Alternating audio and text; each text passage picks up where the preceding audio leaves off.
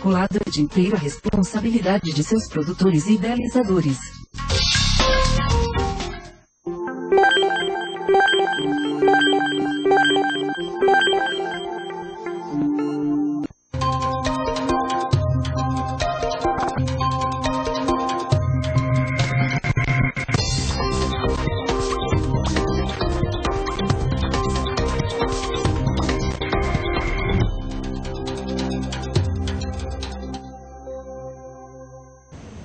Olá, estamos de volta aqui nos estúdios da All TV, ao vivo, com a primeira edição do ano de 2013 do programa Urbanview. E antes de mais nada, eu e toda a nossa equipe desejamos a você que está nos assistindo um feliz ano novo, um ótimo 2013, cheio de realizações e coisas positivas. O Urbanview, um olhar sobre as cidades, é uma produção da Urban Systems, que tem a apresentação minha, Gilberto Branchi, e a participação da Sandra Lanza aqui no chat, já aguardando a participação de vocês. Tudo bem, Sandra? Gilberto? Bom ano para você e bom dia, boa tarde, boa noite e feliz ano novo para você que está com a gente em mais um ano aqui no Urbanview. Quero convidar todos a participar aqui já no nosso chat, que eu já estou aqui a postos, e da nossa enquete do dia também, não é isso, Gilberto? Exatamente, a Sandra vai falar já da nossa enquete do dia.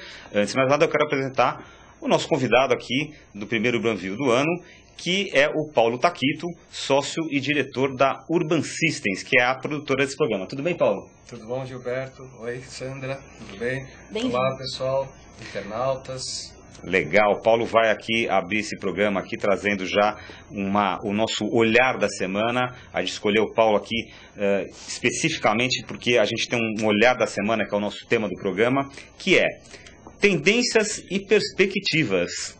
Qual é o olhar da Urban Systems para 2013? O Paulo é sócio e diretor da Urban Systems, né? É uma pessoa, um profissional que sempre vem acompanhando tudo o que está acontecendo no mercado.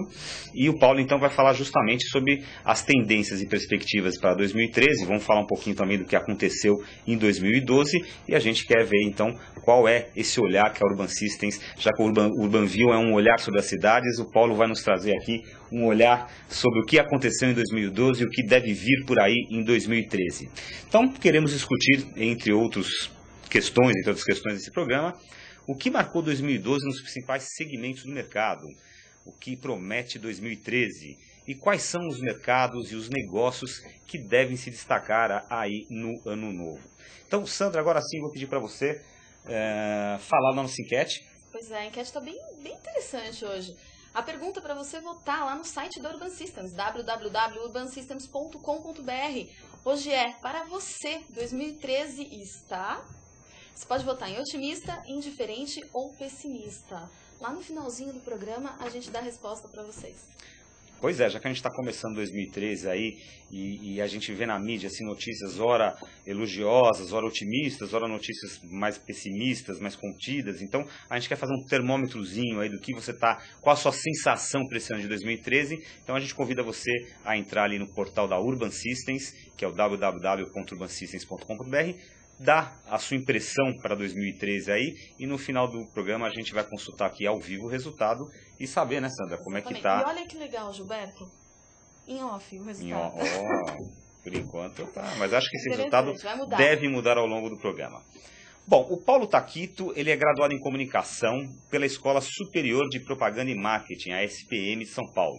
Ele atuou como gerente de projetos e o gerente comercial da Whitewater Brasil, empreendimentos de lazer, e foi gerente de marketing e desenvolvimento de negócios imobiliários na Transversal Marketing e Planejamento.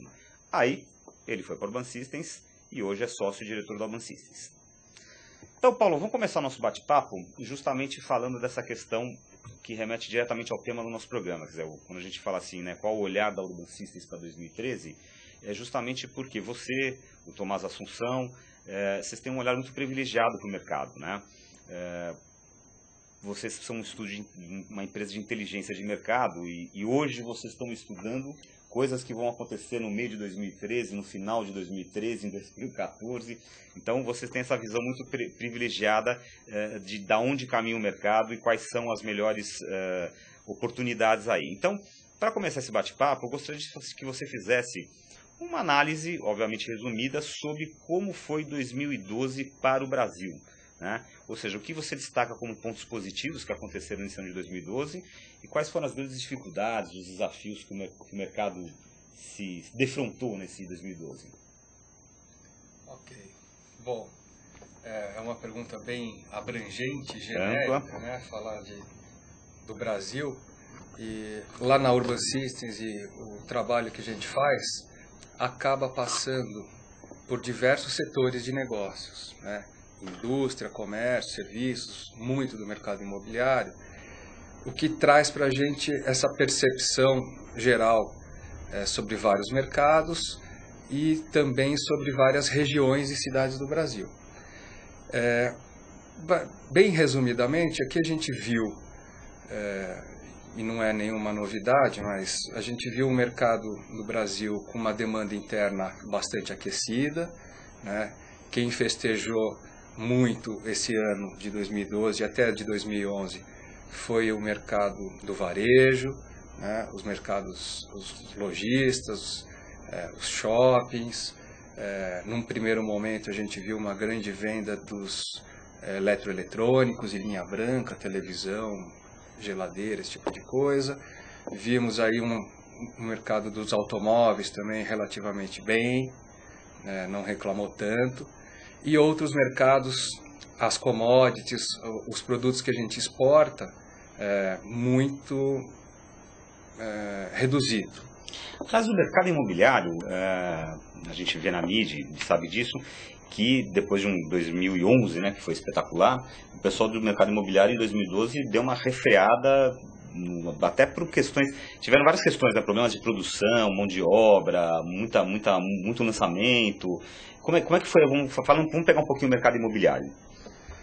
O mercado imobiliário, a gente viu, só fazendo a ponte com que a minha linha anterior, o varejo vendeu muito, vendeu bem, né? O consumo interno foi muito favorecido para quem vende produtos aqui para o público brasileiro, e esse consumo foi, a gente teve origem nele com aumento da renda, a gente teve aumento do endividamento, né? O aumento dos financiamentos e empréstimos, que também deram uma incrementada no poder de compra de todo mundo. E foi nessa onda que a gente navegou no Brasil. O mercado imobiliário assistiu o mesmo movimento, né? Um aumento do número de financiamentos imobiliários, seja para os compradores finais, comprador de apartamento, de casa, seja para a indústria, para as construtoras e incorporadoras que pegaram financiamento para produzir essas unidades e construir os apartamentos, os edifícios. Então, o endividamento geral do brasileiro nesse período aumentou.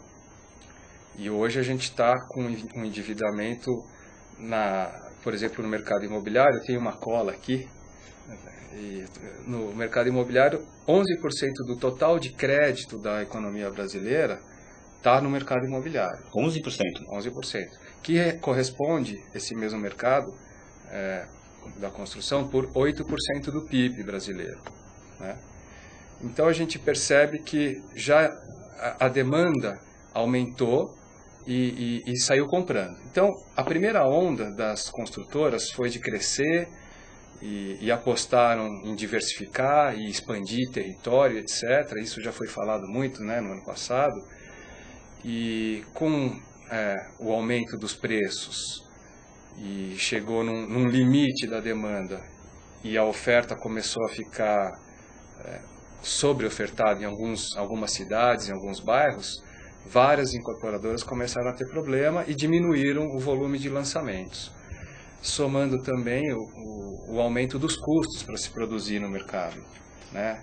A falta da mão de obra que a gente tem, o aumento do custo de material. Essa questão do aumento dos custos foi uma pequena armadilha. Essas incorporadoras e construtoras não contavam muito com isso, né? Porque elas projetaram um lançamento em cima de uma base de custo e de repente esses custos dispararam e ofereceram inclusive dificuldade para a conclusão de alguns empreendimentos, né? Os custos aumentaram mais do que elas previam, né? Porque a demanda aumentou mais. Então, a partir do momento que todo mundo saiu construindo e o mercado saiu construindo e fazendo lançamento muito agressivamente no Brasil inteiro, aí a produção, a capacidade produtiva do Brasil instalada é limitada, né? Então, a gente tem uma capacidade de produzir ferro, cimento, aço, enfim, material de acabamento limitado. E houve aí um descompasso nesses dois movimentos. Isso acabou gerando uma especulação e um ajuste de preço. Mas tudo bem, as construtoras reclamaram muito disso e justificaram muito dos seus problemas no período de 2011 e 2012 em cima do aumento de custo. Mas também teve muito problema de erro de estratégia, de erro orgânico das empresas crescerem e darem um passo maior que a perna, né? Não podemos esconder isso também. Enfim, o que a gente enxerga é que 2012 serviu para o mercado imobiliário, as construtoras e incorporadoras colocarem um pouco o pé no freio, equilibrarem as suas contas, equilibrarem o seu volume de trabalho e projetos com o crescimento da própria empresa, com as suas equipes. Houveram algumas demissões aqui, alguns contratos ali. E a tendência em 2013 é se manter esse mesmo nível e esse mesmo fluxo. O mesmo volume de lançamentos, mais ou menos. Os preços dos imóveis tendem a ficar mais estáveis. Eu tenho uma outra cola aqui, Giba, que o valor dos apartamentos aumentou 13,8% geral no Brasil, dados do FIPE-ZAP, né? É uma pesquisa. Esse FIPE-ZAP, ele monitora o valor pedido, o valor da oferta. Não o valor efetivamente contratado. Não o valor realizado.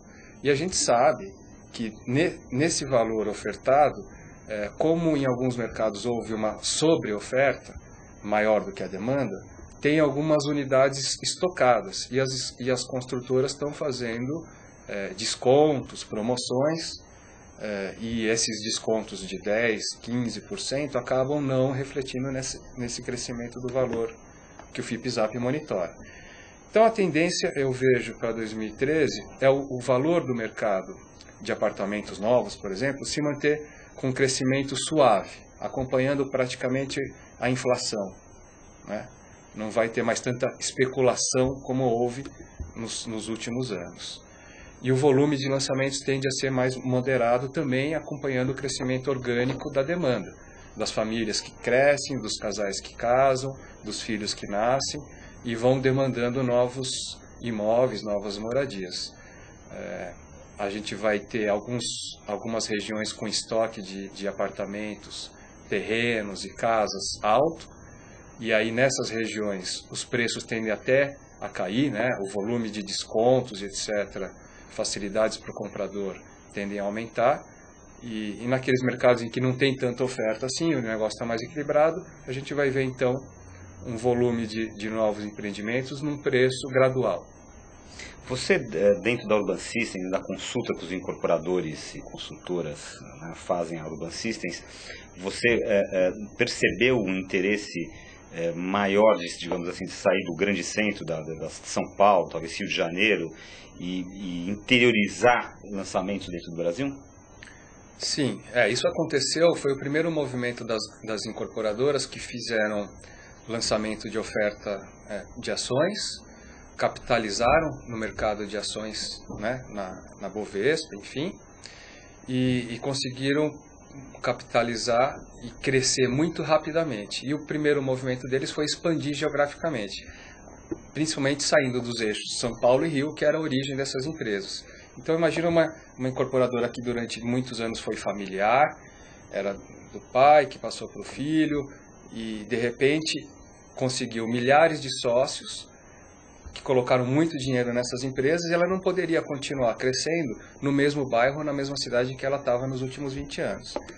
Foi um movimento natural e até agressivo dessas incorporadoras, e elas acabaram se espalhando pelo Brasil inteiro.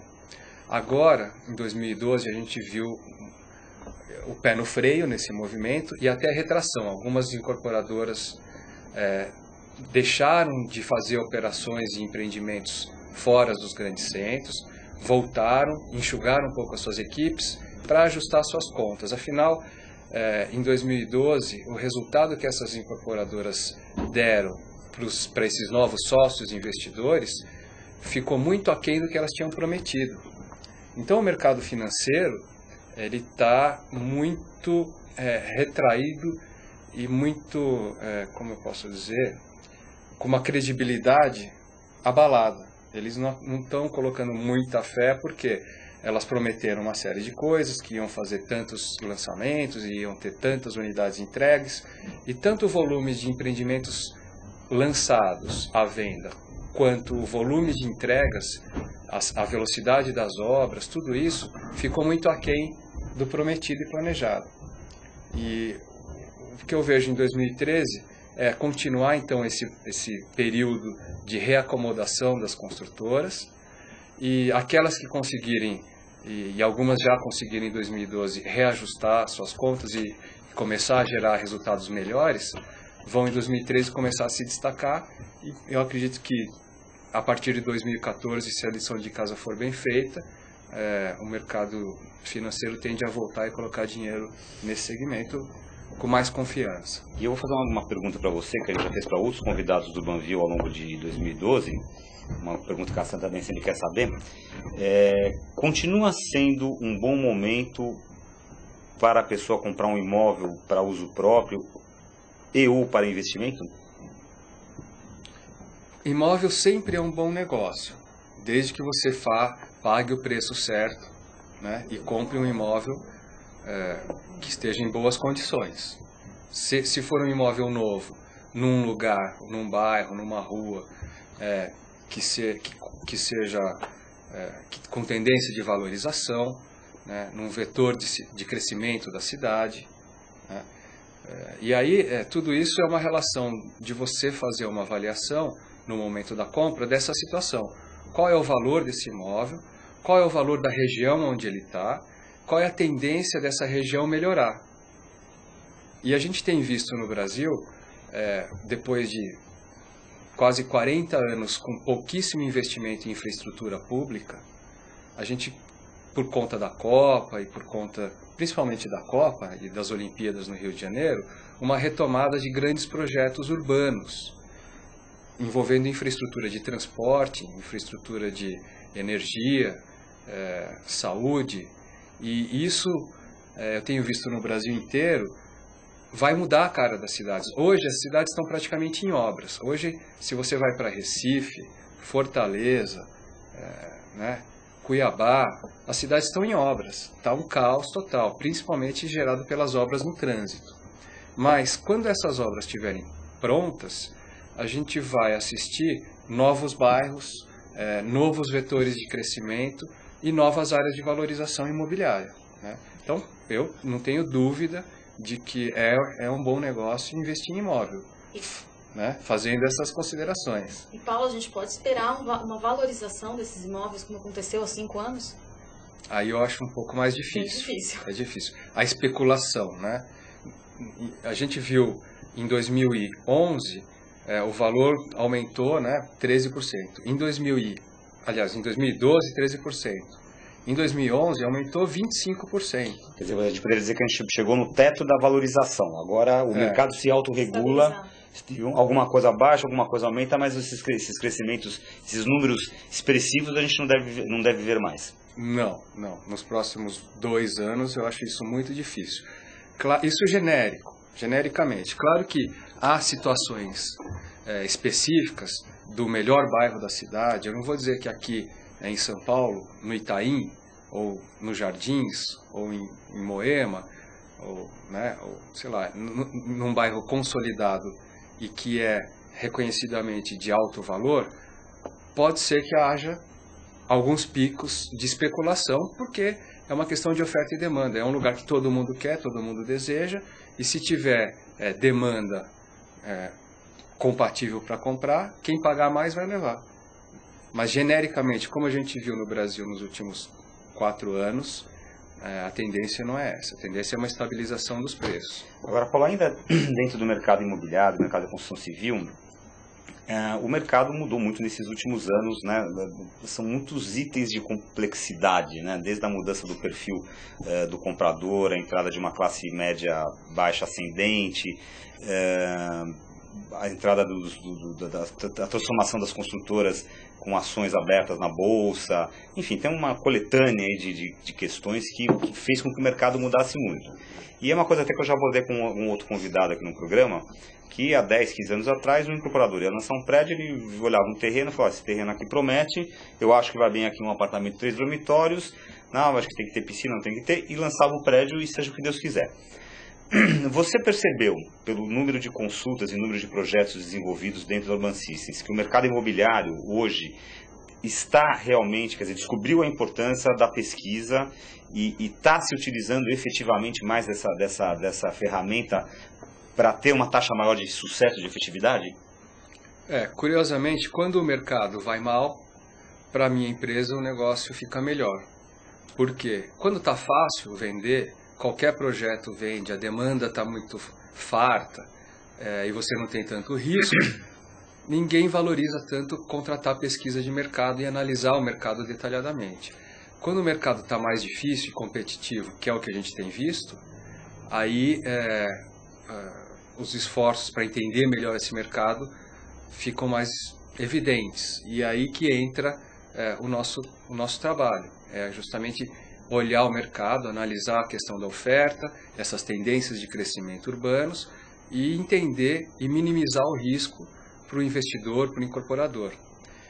Então, a gente percebeu, no primeiro momento, um discurso de se fazer pesquisa muito forte, mas na prática a gente viu muitos empreendimentos serem planejados com pouco embasamento.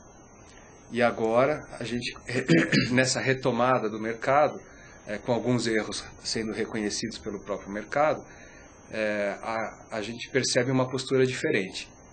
Ainda bem, bom para todos, principalmente para quem faz pesquisa como a gente. Agora, bom para o consumidor final, bom para o investidor, bom para o mercado como um todo. Porque o investidor, ele fica com seu risco minimizado e o consumidor final não vai correr o risco de ter a compra do seu apartamento, por exemplo, e o prazo de construção estourado, como a gente viu em vários projetos pelo Brasil, prejudicando milhares de famílias que tinham feito planos para casar, mudar, sair da casa da mãe, aumentar a família, esse tipo de coisa, planos que foram por água abaixo porque a construtora atrasou a obra, alguns houveram cancelamentos de obras, enfim, esse tipo de coisa prejudica todo mundo. E à medida que o plano e o planejamento dos projetos são melhor embasados, o negócio como um todo tende a melhorar. Agora, essa pulverização do capital, ou seja, essa questão, vamos falar do investidor agora, tá? Você está um pouquinho do mercado imobiliário, para a gente falar do investidor. Obviamente, os investidores, sejam eles pessoas ou empresas nacionais ou internacionais, que nem você bem citou, querem minimizar o seu risco. Então, esses investidores com certeza foram um vetor de uma maior demanda de informações mais concretas e concisas do mercado. Agora, então, eu queria justamente falar sobre o investidor. Muito se falou, Brasil, a bola da vez, o Brasil decola, o mercado internacional está de olho no Brasil. Você acha que isso foi um voozinho de galinha ou o investidor internacional continua bastante interessado no Brasil? Como é que você está vendo o ingresso de capitais, o interesse, até porque eu sei que vocês na Urban Systems são consultados por muitas empresas e fundos de investimentos no exterior para avaliar possibilidades de investimento no Brasil. Como é que você avalia 2012 a questão dos investidores, principalmente os internacionais, e as perspectivas para 2013? Tá. Bom, vamos separar aqui investidor, o grande investidor, que é um mercado, que são grandes empresas e conglomerados e grandes fundos de investimento, que exerce um tipo de olhar e um tipo de movimento. E o pequeno investidor, que é o investidor, a pessoa física, é o investidor, enfim, o pequeno isolado, né? Então, olhando primeiro o grande investidor, no Brasil a gente tem grandes investidores nacionais, grandes fundos nacionais, fundos de pensão, que apostam, obviamente, no Brasil e estão participando de vários tipos de projetos, na área imobiliária, na área de infraestrutura. E o que eu vi E essa aposta sendo otimista no primeiro momento, porque a demanda e a carência que a gente tem no Brasil por moradia e por infraestrutura é muito grande. Então, só pode dar certo. E aí, no meio do caminho, a gente vê alguns problemas surgirem que coloca todos esses investidores meio ressabiados. De sobreaviso. Principalmente os investidores internacionais, que não conhecem direito o Brasil, e à medida que eles resolvem entrar aqui e acontecem mudanças de regra, mudanças institucionais, mudanças de regra feita pelo governo, eles dão um passo à frente e um passo atrás, e não colocam os dois pés aqui de vez.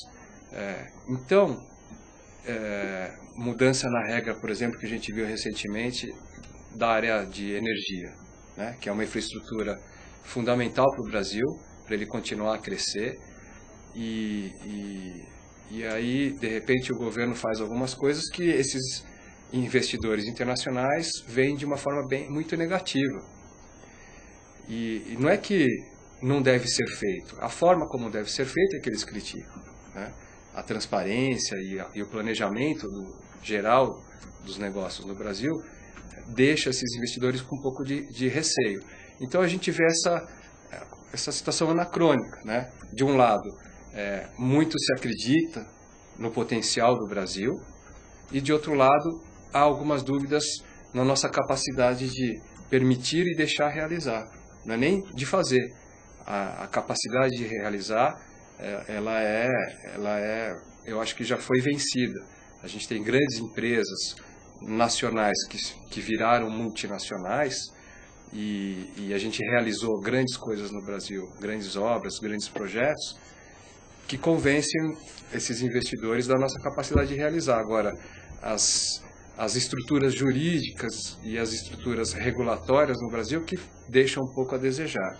Aliás, o que a gente tem, só aproveitando o gancho desse teu comentário, o que a gente tem mais visto na mídia agora no final do ano, no começo do ano, a gente vê essas coisas de retrospectivas e perspectivas, que é justamente o que nós estamos fazendo aqui nesse programa, e eu vejo que a grande crítica da mídia em relação às políticas governamentais é que se dá muita atenção para, por exemplo, questões pontuais que tentam para manter o PIB em alto, questões pontuais como tipo redução da linha branca de geladeira, né, de linha branca, enfim, que é geladeira, fogão, redução de IPI de carro, um estímulozinho num setor aqui, um corte de imposto ali, e digamos, a nata do empresariado e do pensamento nacional critica a falta disso que você falou, quer dizer, transparência, investimento, a flexibilização das leis trabalhistas, a desoneração da questão tributária, os investimentos em infraestrutura. Você concorda um pouco com esse pensamento? Quer dizer, você vê também, você acha que o governo dá atenção a apenas pontos isolados e não a um arcabouço mais consistente que facilite essa entrada desse capital para investir efetivamente no Brasil? Esse é o principal problema. É o que a gente... Eu sou otimista e tenho fé. E espero que em 2013 a gente consiga levar adiante alguns projetos públicos, não projetos públicos, mas a revisão do nosso custo de impostos. Chamado Custo Brasil. Do Custo Brasil, principalmente a questão tributária, a revisão do sistema público e partidário, que são coisas de base que acabam atravancando todos os outros processos. A gente viu no finalzinho de dezembro agora um anúncio do governo para tentar alavancar a construção civil, dando desoneração da folha de pagamentos, redução de impostos, aumentando a linha de capital de giro. É uma ação pontual. Legal, o mercado da construção precisa de ajuda mesmo. Foi muito difícil em 2012, vamos diminuir os impostos, ok, mas a gente não pode continuar uma hora um pacotinho para o mercado da construção, uma hora um pacote para o mercado da linha branca, uma hora um pacote para o mercado automotivo. A gente precisa ter uma mudança na base geral dos impostos do Brasil, porque isso atrapalha muito, né? Isso reduz muito a nossa competitividade, a nossa capacidade de atrair capital e a nossa capacidade de exportar produtos e serviços. Então, o PIB brasileiro no ano passado foi um crescimento muito abaixo da média, muito abaixo do planejado esperado, e a gente não exportou, né? A nossa exportação ficou muito abaixo do que se planejava. O nosso custo de produzir e exportar e ser competitivo no resto do mundo é muito alto. Então, não podemos ficar dependendo somente da demanda interna. A gente tem que entrar na competitividade global. A gente viu, na abertura eu estava falando, o mercado imobiliário foi mais ou menos estável, o mercado que cresceu bastante foi o de consumo interno, e as empresas de vendas, os shoppings, as lojas, todos comemoraram recordes, porém a redução da nossa produção industrial no ano passado foi muito grande.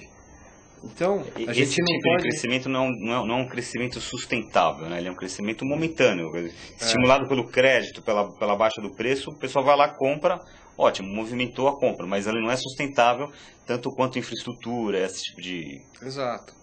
Então, como a gente está pouco competitivo, as indústrias e as empresas não investem, não conseguem comprar equipamento para aumentar a sua produtividade, comprar um equipamento do exterior custa caro, é impossível, exportar fica difícil, ou seja, a gente tem que produzir, a gente tem que gerar dinheiro e exportar para o mundo inteiro, produtos de alto valor agregado, não só commodities, que é o que o Brasil exporta muito, minério de ferro, trigo, soja, esse tipo de coisa.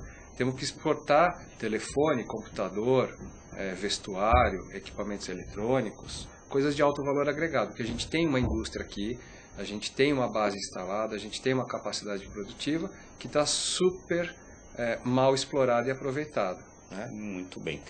No UrbanView de hoje, nós estamos conversando com o Paulo Taquito, que é sócio-diretor da Urban Systems, e a Sandra, você tem uma pergunta também, né, Sandra? Eu tenho uma questão, exatamente. O Paulo está comentando sobre metas e desafios. E nós, aqui em 2012, no UrbanView, a gente teve alguns temas relacionados a esse assunto, a desenvolvimento urbano, infraestrutura das cidades.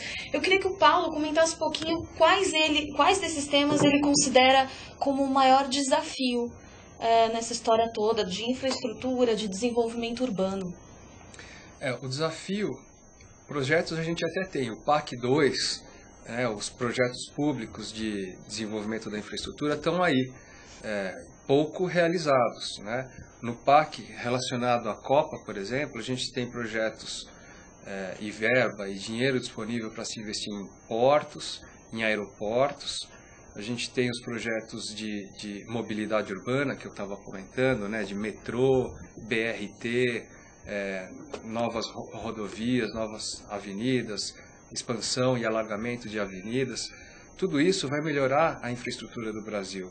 A infraestrutura urbana, a infraestrutura das cidades, a mobilidade das cidades e a infraestrutura regional, permitindo escoamento de produtos e permitindo o trânsito de pessoas.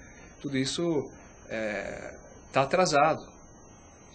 Todas as obras previstas e planejadas estão atrasadas. Algumas foram congeladas, muito por falta de planejamento, por problemas nos processos de licitação e por problemas nos próprios projetos que foram feitos para as licitações de forma muito rápida e até simples, e que na hora de se fazer e colocar a obra, o projeto, que foi a origem de tudo, está com problemas.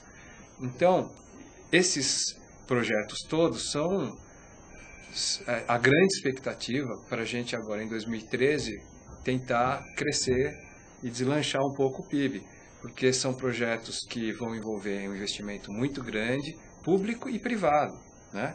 A gente tem grandes fundos e investidores nacionais e estrangeiros interessados em fazer aeroporto, em fazer ferrovia e etc. Então tem dinheiro disponível no mercado mundial e nacional para se fazer tudo isso. Quer dizer, é curioso, o Brasil ele tem de um lado a grande necessidade, ele precisa desse investimento em infraestrutura, ele está crescendo, as cidades estão se estrangulando por falta desse investimento de infraestrutura. Por outro lado, você tem capital, nacional e internacional. Quer dizer, no meio aí a gente tem um fator inibidor que é justamente isso que a gente estava falando nessa última questão, que é a falta de regulação, a falta de regras claras, de estímulos para que essas pessoas, essas empresas, investidores tenham a devida confiança para poder investir no Brasil.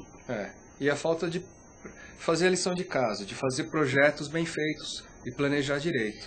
Porque o trem-bala entre Rio e São Paulo, projeto local de monotrilho, projeto de BRT, muitos desses investimentos ou saíram do papel tarde demais ou sequer saíram. Quer dizer, é falta de planejamento mesmo.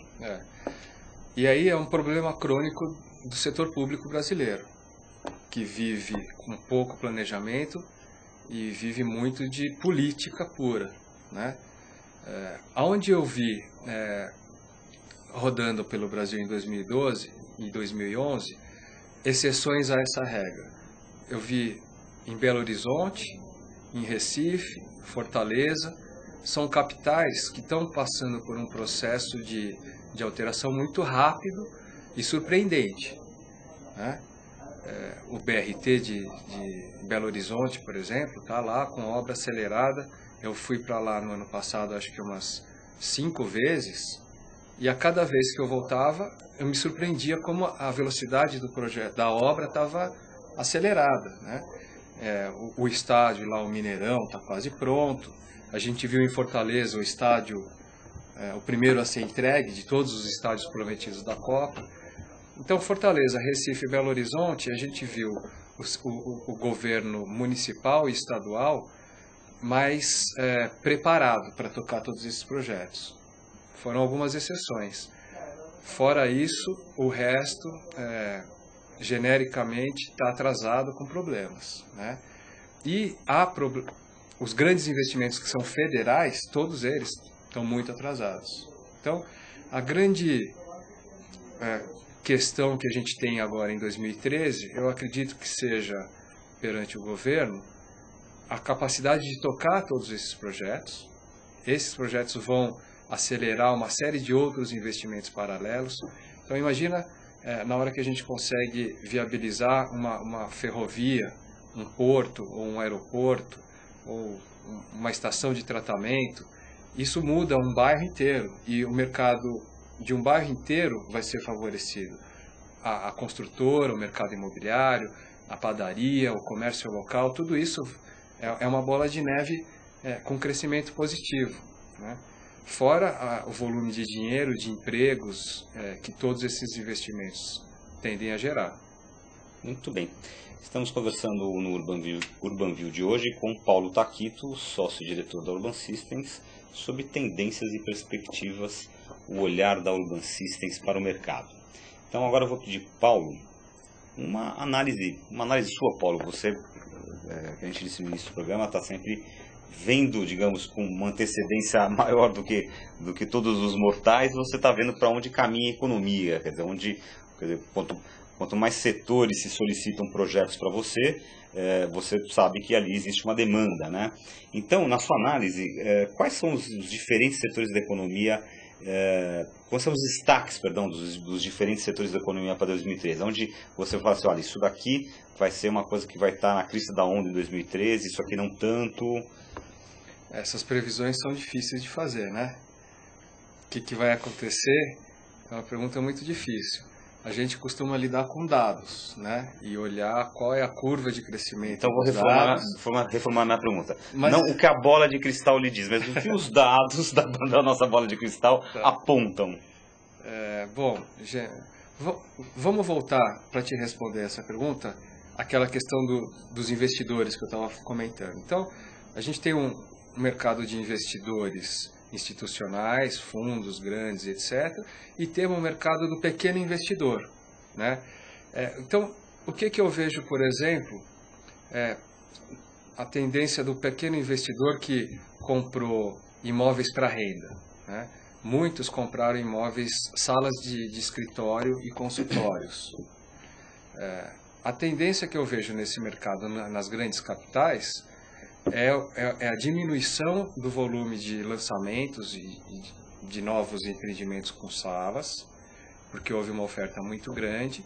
Hoje a gente tem um estoque muito grande e uma estagnação no valor do aluguel. Então, esse investidor pequeno vai ter que procurar outra coisa. Aonde eu vejo uma possibilidade? Em shoppings, né? Os shoppings tendem a continuar um bom volume de novos lançamentos, principalmente nas cidades médias, e não grandes shoppings. Então, a gente vai ter o mesmo volume, mais pulverizado. Em vez de ter um grande shopping regional numa capital, a gente vai ver 3 pequenos ou médios shoppings em cidades médias.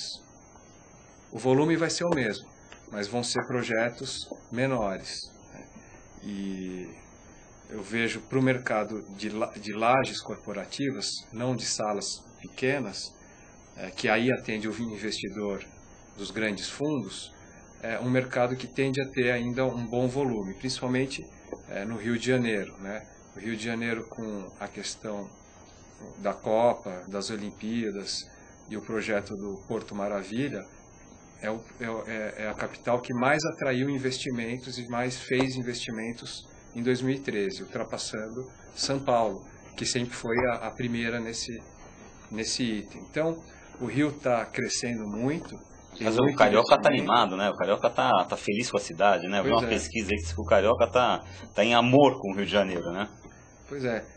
Há 6 anos atrás era outro movimento lá no Rio. Curioso. A gente esteve lá fazendo fazendo análise no Rio de Janeiro, e há uns 6, 7 anos atrás havia um certo pessimismo do Carioca com relação ao Rio, e isso se inverteu totalmente. Mas se inverteu porque, além do problema da violência, que foi super bem trabalhado, a gente tem assistido diversos projetos e investimentos sendo realizados, sendo a capital que mais recebeu investimento no último ano.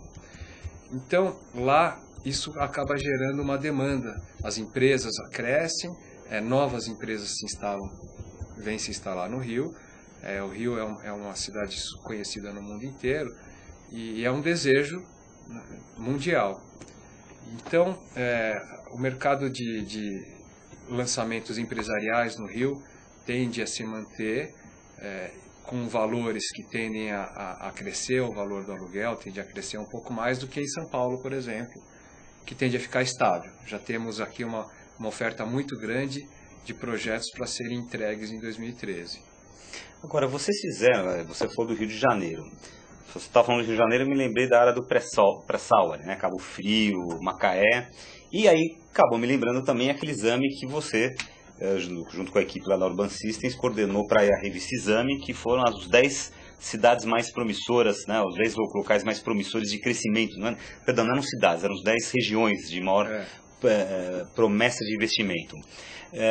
Então, você falou do Rio de Janeiro, eu queria que você analisasse, quer dizer, fora os grandes centros, aí a gente tem um mercadão aí, pelo Brasil afora, tem oportunidade, se eu tivesse um dinheirinho para investir, né? Quer dizer, vale a pena, a gente tem muita coisa acontecendo no Brasil, né? Tem. A gente tem, fora as grandes capitais, realmente, as cidades relacionadas ao pré-sal e ao petróleo, né? Macaé, o norte do Rio de Janeiro, são cidades que têm recebido investimentos do mundo do petróleo muito grandes nos últimos 10 anos e com uma tendência de continuar recebendo, por causa do pré-sal, muita gente, muita empresa e muito dinheiro. E são cidades que apresentam oportunidades de todo tipo. Falta hotel, falta moradia, falta shopping, falta atendimento na saúde, falta escola, falta tudo. Um outro assunto que também gera aí um potencial interessante são as cidades relacionadas ao agronegócio. No interior do Brasil, a gente viu regiões lá, como chama, no norte de Goiás, Mato Grosso, Jataí, Sorriso, cidades que plantam soja, por exemplo, que tiveram um resultado bom, que é uma das poucas commodities que o mundo ainda compra bem, e apresentaram um crescimento muito grande, são esses dois grandes polos que eu enxergo hoje, saltando aos olhos, evidentes, né? Muito bem. A Sandra, que tem uma pergunta também, né, Sandra? Exatamente, falando em resultados, né, e com base em números que a gente falou durante todo esse programa, será que o Brasil, Paulo, vai atingir aquele pibão que a presidente Dilma tanto espera agora para 2013? Pois é, eu acho que depende muito mais do governo conseguir fazer a sua lição de casa, colocar os projetos, as licitações, os editais de projetos de PPP e etc. no ar, e atrair o interesse dos investidores e colocar esses projetos de infraestrutura para rodar. Também fazer a sua lição de casa na revisita da tributação, na estruturação administrativa, política, de forma que tire esse ruído e essa desconfiança que o investidor internacional tem do Brasil. Muito bem, nosso primeiro UrbanView de 2013 está quase no final, então eu vou convidar aqui a minha Super Sandra Lanza para analisar os resultados da enquete que nós propusemos, e aí eu vou pedir para o Paulo encerrar a participação dele fazendo uma análise dessa enquete. E se bem que ele já adiantou que ele é um otimista incorrigível, mas vamos ver. Sandra, olha como que interessante, Gilberto, a enquete mudou no último segundo. No último segundo agora a enquete já mudou. Bom, nossa pergunta lá no site da Urban Systems, www.urbansystems.com.br, era para você, 2013 está? E com 9% se diz pessimista.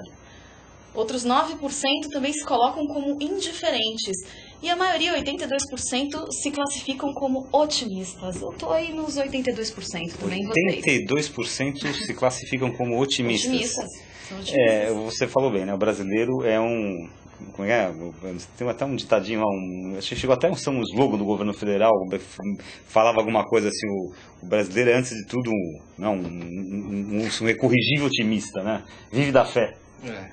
Tem esperança. Pois é, eu tenho fé. Tenho fé, trabalho para que essas coisas aconteçam, procuro influenciar positivamente para que os projetos aconteçam e que o Brasil ande para frente. E rezo também, porque não basta só trabalhar. A gente tem que contar. Otimista, né, Paulo? Tem que trabalhar mesmo, isso aí. Muito bem, Paulo. Eu agradeço muitíssimo a tua vinda nesse primeiro UrbanView do ano. Aí eu acho que a gente abriu, né, com chave de ouro nossa primeira edição do ano, porque é muito importante a gente trazer para quem está nos acompanhando aí, e a gente vai estar toda terça-feira aqui ao longo desse 2013 analisando o que realmente está acontecendo com esse ano, né?